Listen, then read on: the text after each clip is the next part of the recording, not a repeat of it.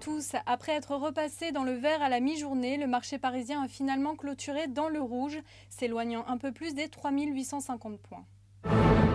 Très belle séance pour ST Microelectronics après la publication de ses résultats.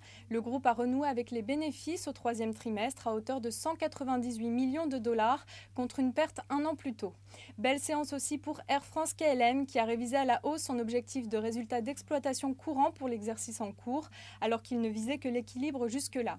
A l'inverse, Michelin figurait parmi les plus fortes baisses du CAC 40 malgré la publication hier de résultats supérieurs aux attentes. Les investisseurs semblent s'inquiéter d'une possible augmentation du coût des matières premières. Renault et Peugeot ont également cédé du terrain.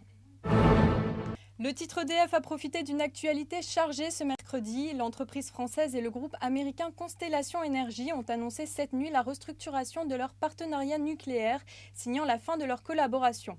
EDF va donc acquérir la part de l'américain dans la coentreprise Unistar pour un montant de 140 millions de dollars.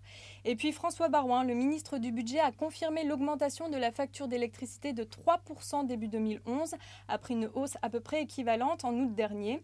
Une augmentation qui doit notamment permettre de financer le développement de l'électricité solaire. Voilà, c'est la fin de ce flash. On se retrouve demain dès 9h30 pour un point de préouverture.